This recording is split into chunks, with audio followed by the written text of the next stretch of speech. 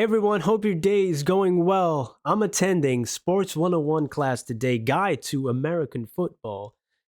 I don't know the rules. Here in Europe, in Belgium, we don't really have a lot of American football. There are teams. There is a minor league type thing going on. I had some friends who actually were in a team, but I never really understood the basics of it. A little bit, I watch movies, that's where I get the knowledge from. Everything I know in my life is from movies and books. But I mean, I watch Friday Night Lights, the movie and the show. Clear eyes, full heart, can't lose. Come on, Coach Taylor. So yeah, I might know a term here and there, but the actual rules, come on, let's get to the basics here. I need to know how this game works. I need to know. In America today, football is by far the most popular sport. During the autumn months, it sweeps up the country's weekends, beginning with National Football League's Thursday Night Football, followed by high school's Friday Night Lights, continuing with Saturday collegiate football clashes, and ends with the NFL's Sunday slate of games and Monday Night Football. Wow! So many, really? Yo, I know it's a whole culture, based of watching the show, but it's so many, it's cool to be part of a community always, so yeah. Now that's a lot of football. How did the missus feel about that? With the help of TV deals, the coverage of the game is rampant in American homes, making it easier for people to watch their favorite teams or alumni duke it out on the gridiron.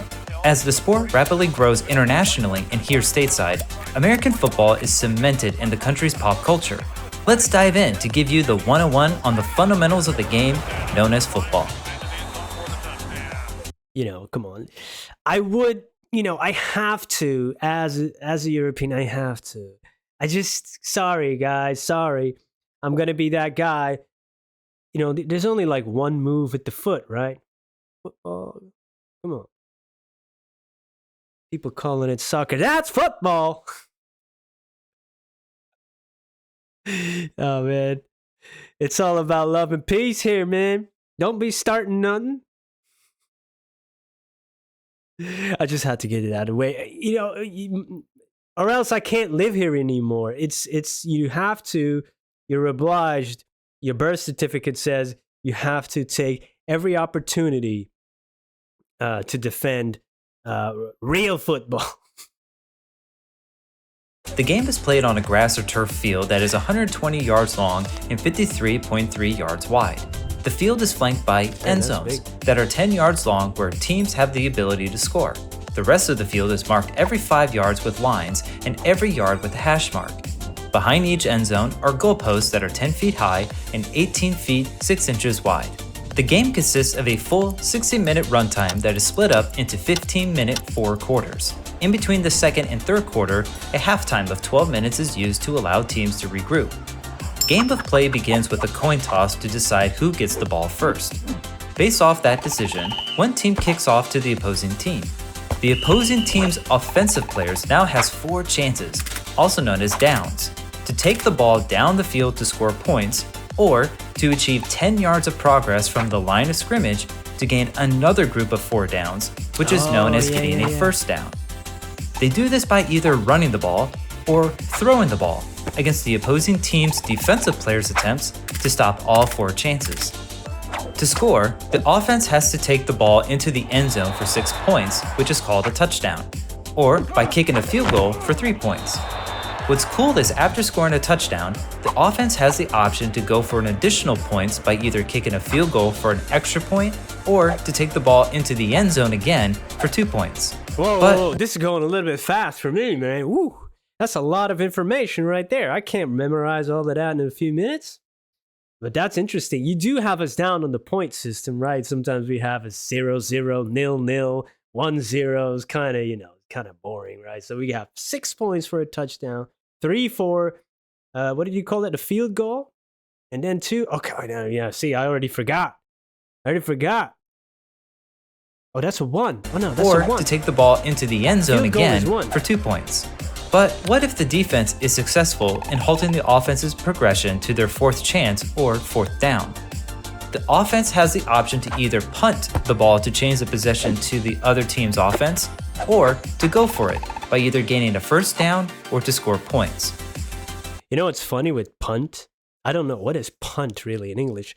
In Dutch, it means goal, punt, a point. So you get 1 point, in punt.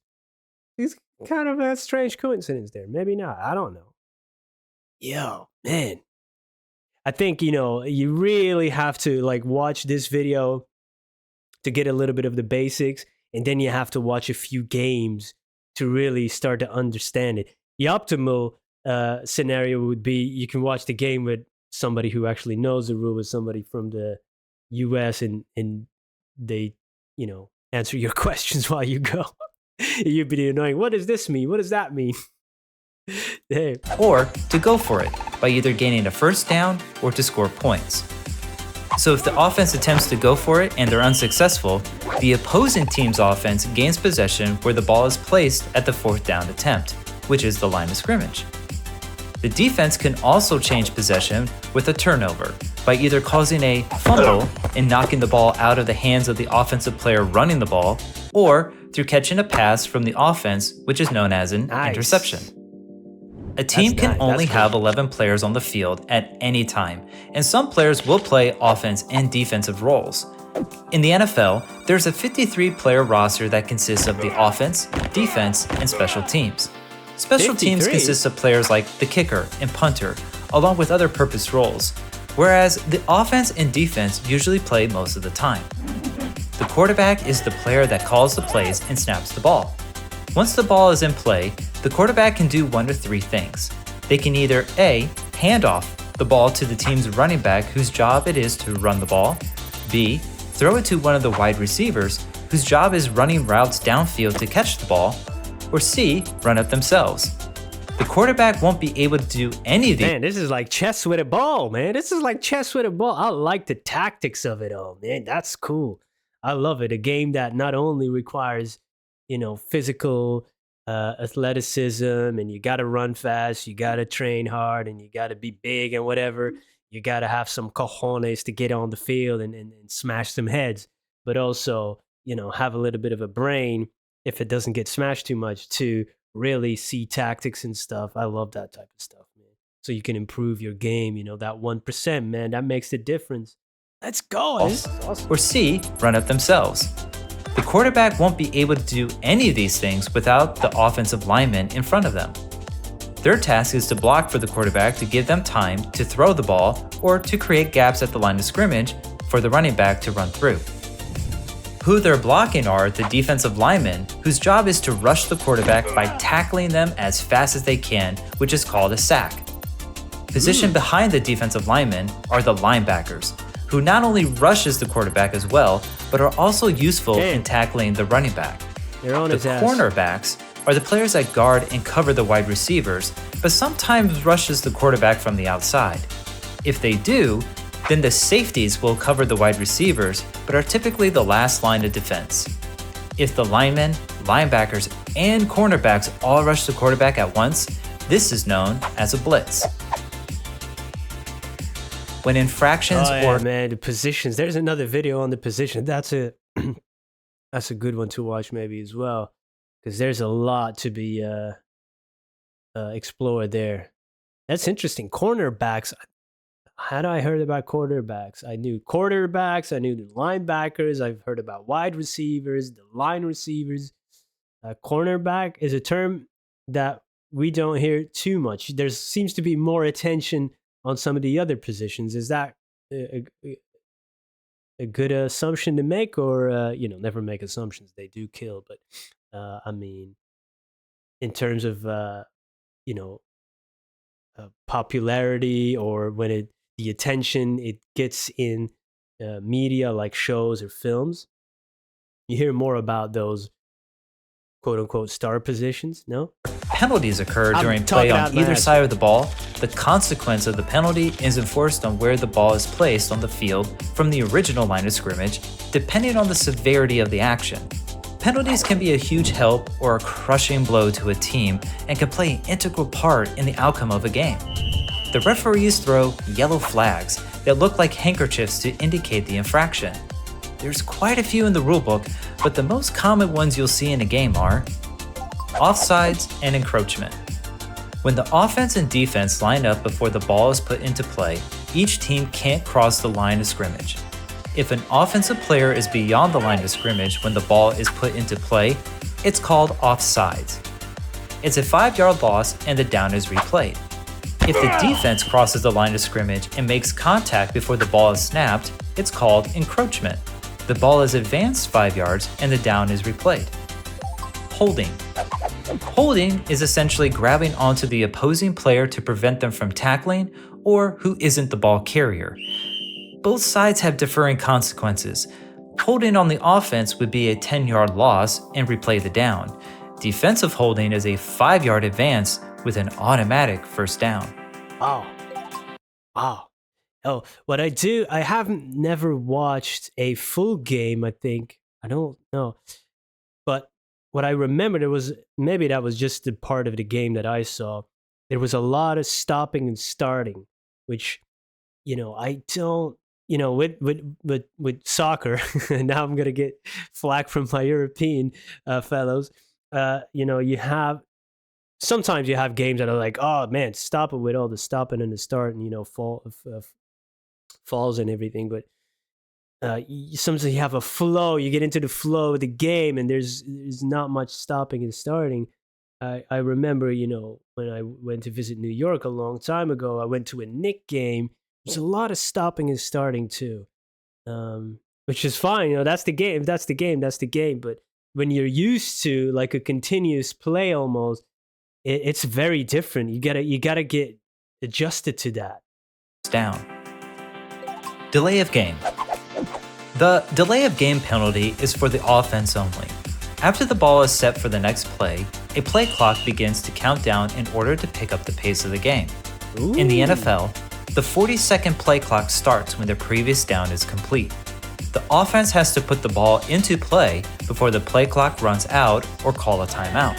If they fail to do so, the delay of game penalty is enforced by losing 5 yards and the down is replayed. Pass interference. Pass interference is a judgment call that occurs during a throwing play and can go against the offense or the defense. Before the ball arrives to the intended receiver, the defense can't make contact to restrict the player from catching the ball, and the offense can't shove the defense away to create space in catching the ball. In the NFL, if defensive pass interference is called, the ball is placed at the spot of the foul, which is an automatic first down. Offensive pass interference is a 10-yard loss from the previous line of scrimmage, with the down being replayed. Wow. Man, the ref in these games has a lot of responsibilities. I don't know, are there like in just football over here, you have the line referees as well that run it up and down to also check for offside stuff and all of that. It seems like a lot for one man. Is there a lot of technology now as well meddled into it? Because we have sometimes it's controversial with the virtual referee that, all the cameras, and then, we get into more of a technological referee thing, and, not everybody likes that, and I get it.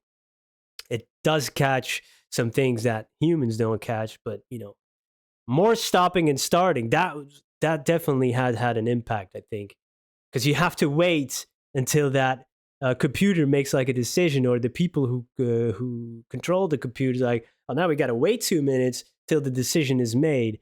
And that's really one of the downsides for this technological advancement with referee stuff. I wonder if that's happening as well in American football. Being replayed. False start. Another common one you'll see is false start. For the offense only, this penalty is enforced when an offensive player moves abruptly before the ball is snapped. The defense are allowed to move all the time, whereas the offense needs to be very still, unless they're in motion when they are placed in their spot. A pesky 5-yard loss and a replay of the down follows. But if 2 penalties happen at the same time, one on the offense and the other on the defense, these penalties become offset, and the down will be replayed with no consequences, kind of like a do-over. If 2 penalties happen on the same play from the same team, then the opposing team has the choice of which one to enforce to get the better advantage. It's no easy task in refereeing a football game, and mistakes can happen. With the advancement in technology, every pro and collegiate game is recorded on camera, thus giving head coaches the ability to challenge particular rulings on the field, not penalty calls. Whether the player caught a pass or if the player really did fumble the ball are great cases on whether a coach should throw their red flag or handkerchief to challenge the ruling. The cost of this decision is by losing one of their 3 timeouts. But if the ruling is overturned in their favor, aka if they were right, the timeout is given back to the head coach.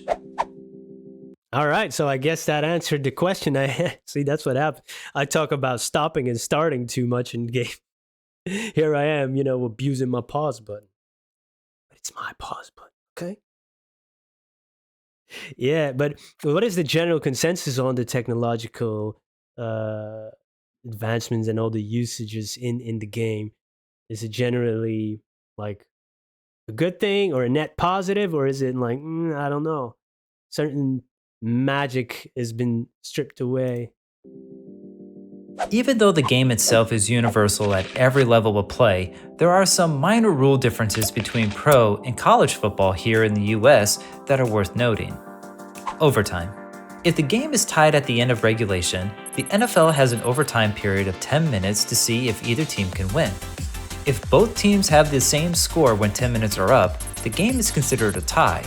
In college, each team has a chance to score from the 20-yard line and will continue play until one team scores more points than the other. Nice. Catch. How a catch is determined in how the wide receiver lands with their feet. In college, you need at least 1 foot touching inbounds that will count as a catch, whereas in the NFL, you need both feet to touch. All right. Clock. In the NFL, the clock doesn't stop after achieving a first down like it does in college. Defensive pass interference. As shown before, the NFL has a consequence of an automatic first down and the spot of the foul for defensive pass interference. In college, the spot of the foul is only enforced if it occurs less than 15 yards. If the penalty happened farther down the field, only a 15-yard advancement will be enforced. As summer turns into fall during the calendar year, it's hard not to notice the plethora of football teams being represented in American daily life. Tailgating in the stadium parking lots to fantasy football, the American sports tradition continues to permeate pop culture in all 4 corners of the country. With TV deals continuing to climb and covering the sport, to families throwing the pigskin on a nice autumn breeze, the sport known as football won't be going away anytime soon.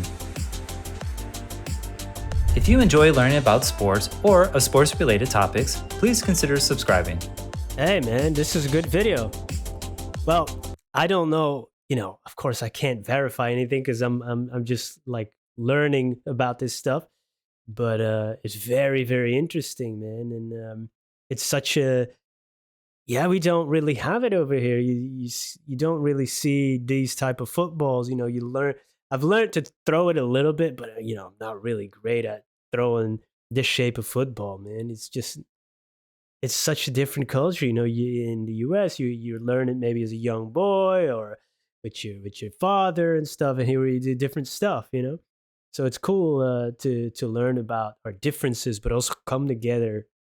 Because if you like sports, you can enjoy many different types of sports. It's just that competitive aspect of it, the rules, the technicalities. It's just great. The community and people coming together to watch sports and to practice them. It's awesome. I was wondering in the beginning of the video, it said, okay, 60 minutes on the clock for the game, divided in quarters. But the clock also stops sometimes. So how long does a game usually take? So it means it's longer than 60 minutes, or how does that work? Because then there was 10 minutes overtime to see, if there's a draw or not. How long does it typically take, the average football game? Interested to learn more. Interested to learn more about football, American football, and a little bit about the positions in the teams as well. I know a few names, just by watching American films, but that's about it. All right, man. Thank you everybody for being here, and hope to see you in another video. Peace.